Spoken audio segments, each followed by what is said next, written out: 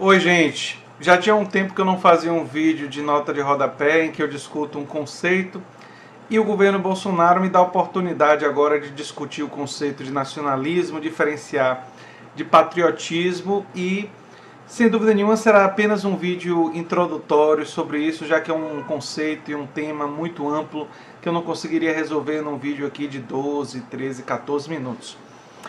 Se você chegou agora, o canal é a Nova Máquina do Tempo e eu sou André Teixeira Jacobina. Bem, o conceito de nacionalismo, primeiro que ele assume vários sentidos. Eu vou falar alguns aqui, por exemplo.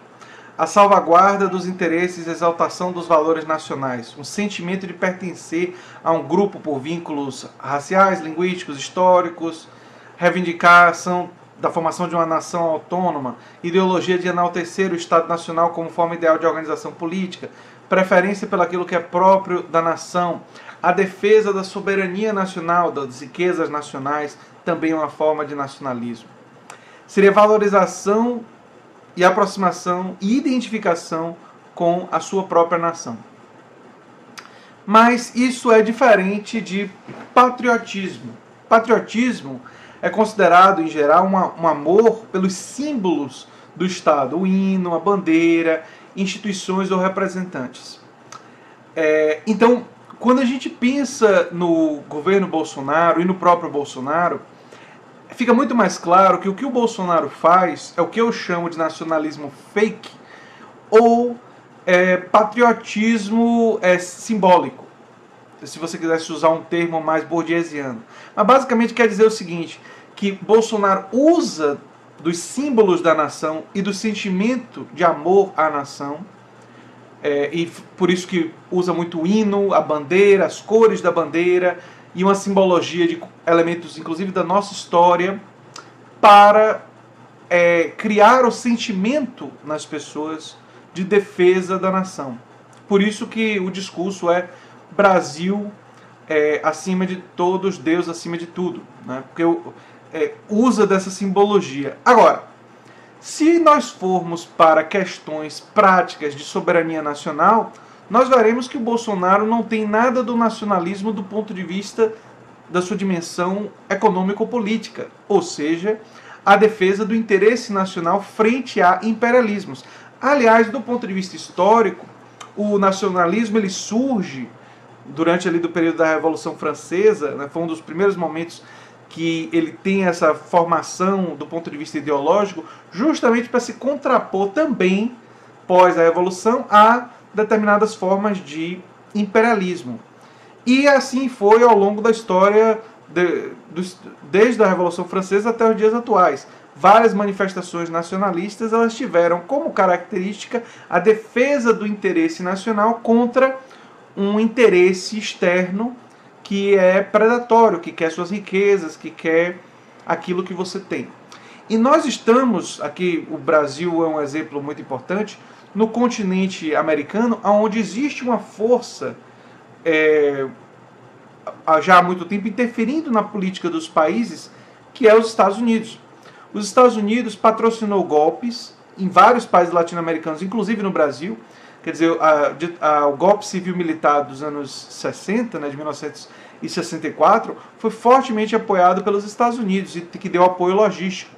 E houveram outros golpes na América Latina, no Chile, por exemplo, com a derrubada de Salvador Allende e a chegada ao poder do Pinochet, que houve participação americana claramente naquele golpe. O que é que isso tem a ver com nossa discussão? Os Estados Unidos, ele patrocinou esses golpes e patrocinou essa interferência na democracia de outros países e nos regimes de outros países, mesmo quando eles não eram necessariamente tão democráticos assim, porque a nossa tradição é de muito autoritarismo, por interesses nas nossas riquezas. E, aliás, organizações internacionais como o FMI e o Banco Mundial, muitas vezes, colocam como condições da chamada boa governança, que é código para queremos controlar, queremos que você deixe que suas riquezas sejam controladas por corporações empresariais internacionais, como condições para empréstimos, para financiamento. E o próprio processo de endividamento desses países muitas vezes foi feito com a intenção de controlar as riquezas naturais e que esse controle fosse feito por grandes corporações internacionais. Tem alguns autores que chamam isso de corpotocracia, que é um governo controlado por corporações empresariais. Bem, nesse particular, na invasão dos interesses imperialistas de outros países no Brasil, o Bolsonaro de forma alguma pode ser considerado nacionalista. Ele é claramente um defensor e está associado ao imperialismo americano.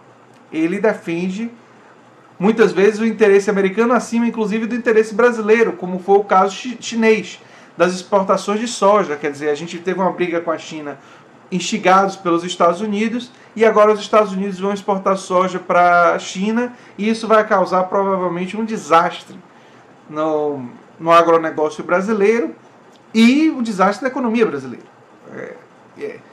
Vocês podem, se não houver nenhuma alteração, isso tende a estourar antes do final desse ano. Nós ainda estamos sem sentir os efeitos, mas antes do final desse ano, se não houver nenhum tipo de alteração, isso daí tende a estourar.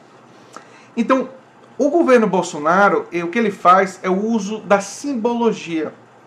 Nesse aspecto, ele é diferente, por exemplo, do governo da ditadura militar, que tinha aspectos do que eu chamaria de nacionalismo de direita. Essa é uma coisa importante para a gente ter clareza. O nacionalismo, ele não é nem de esquerda, nem de direita. Existem nacionalismos de direita, existem nacionalismos de esquerda. E existem tendências tanto de esquerda quanto de direita internacionalistas. Mas mesmo essas, é complexo, nunca foram inteiramente defensoras de uma perspectiva internacionalista. Dou como exemplo o próprio Karl Marx. O Karl Marx defendia o internacionalismo como uma proposta para o comunismo. Não é à toa que nós tivemos as internacionais. Só que o próprio Karl Marx, em determinados momentos, entendeu o nacionalismo irlandês e outras formas de nacionalismo. Então, o nacionalismo, ele não é nem bom, nem ruim, nem de direita, nem de esquerda, e não é nem mesmo único na direita e na esquerda. Por exemplo, pode-se dizer que Margaret Thatcher, em determinados momentos, assumiu uma postura nacionalista de direita. Mas não se pode dizer claramente o mesmo do Ronald Reagan, porque o Ronald Reagan presidiu enquanto havia um processo de desindustrialização dos Estados Unidos.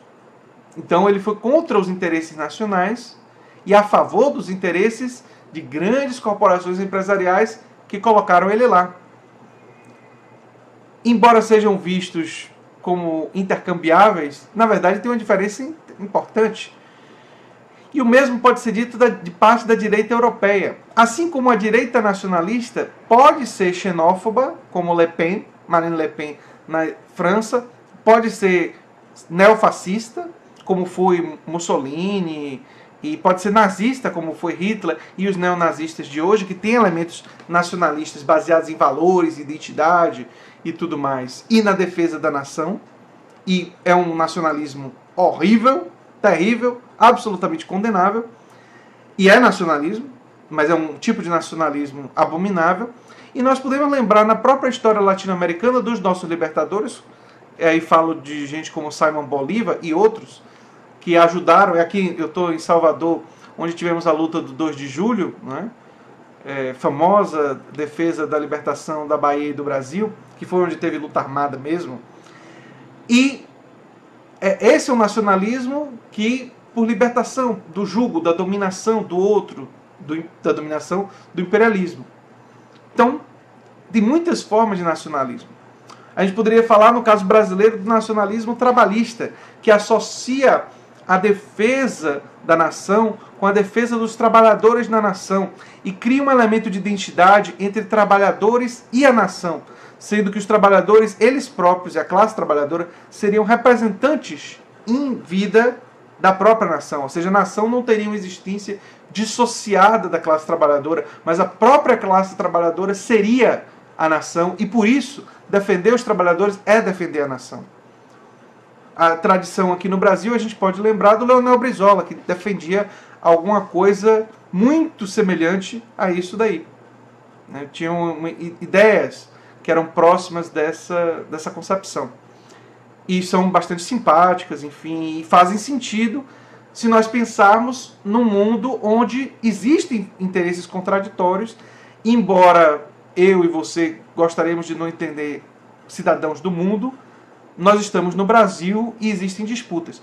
Só que essas disputas levam a uma outra discussão do ponto de vista ético, que é muito importante. Que é o que é que você estaria disposto a fazer pela sua nação.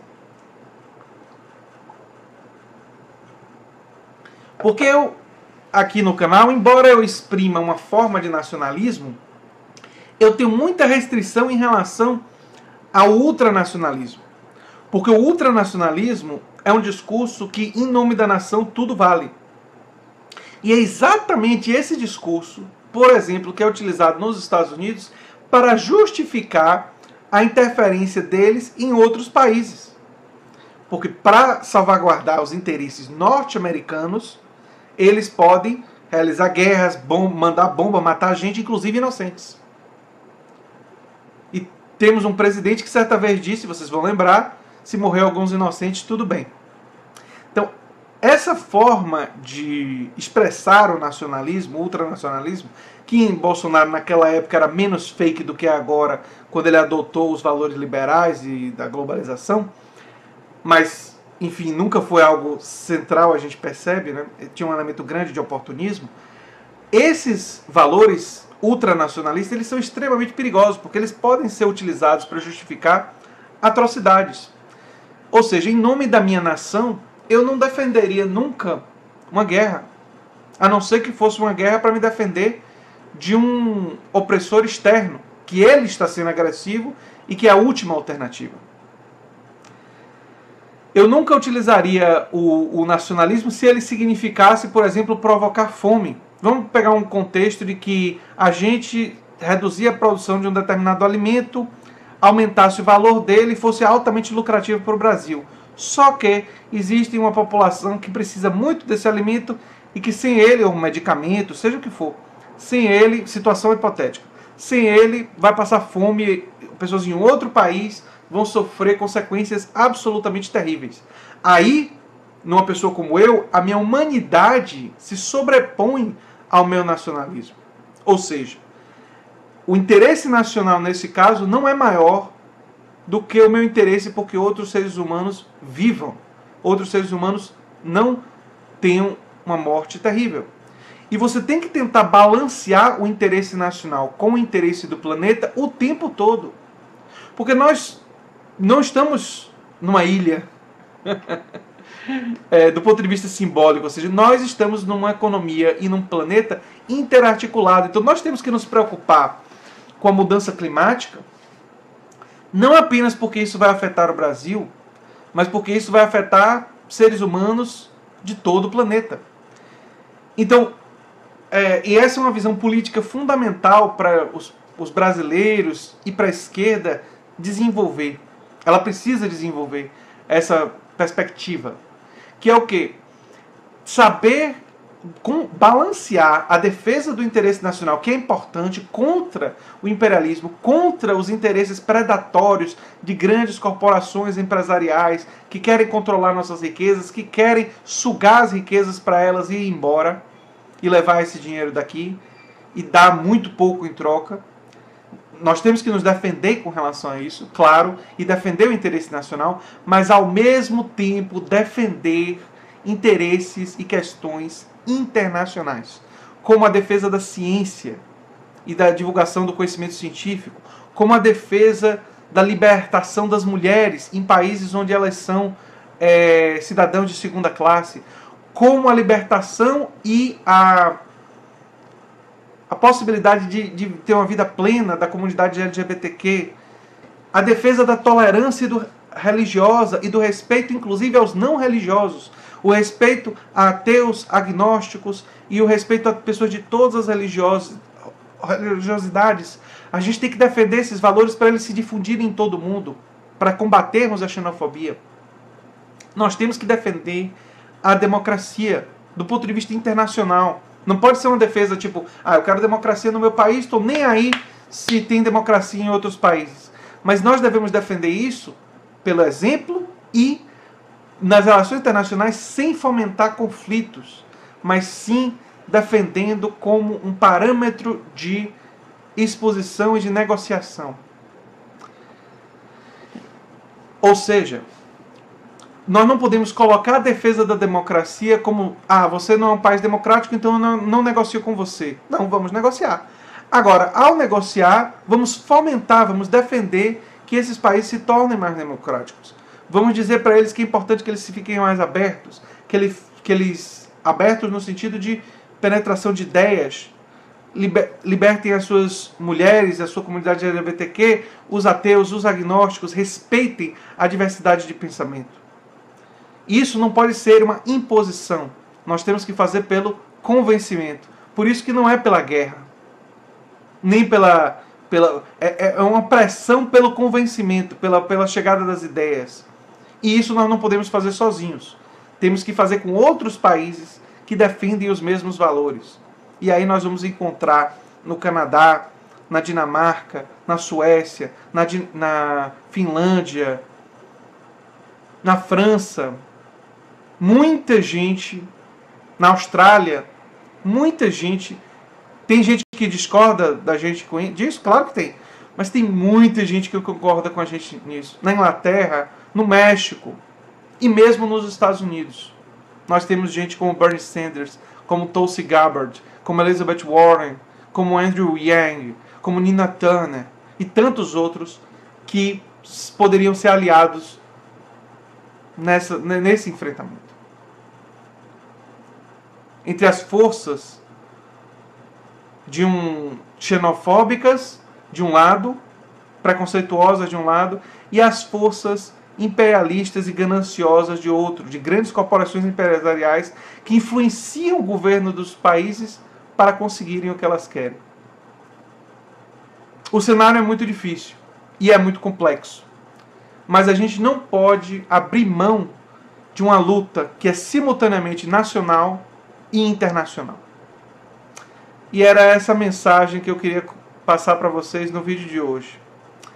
Gente, o canal é a Nova Máquina do Tempo, eu sou André Teixeira Jacobina, que a gente tem uma sessão de diálogos, tem o Filosofia Popular, que eu vou fazer hoje mais tarde, inclusive tocar um pouco no tema do feminismo. E eu queria dizer para vocês que eu vou estar até o final do mês criando um grupo de WhatsApp para os apoiadores. Se vocês quiserem apoiar, tem links na descrição para apoiar, tem um link do Melios para fazer um cadastro gratuito e ajudar o canal. E se vocês puderem, eu gostaria muito que vocês divulgassem o canal, divulgassem esses vídeos, dessem um like, compartilhassem, que é muito importante para mim. Um abração e até o próximo vídeo, gente. Tchau, tchau.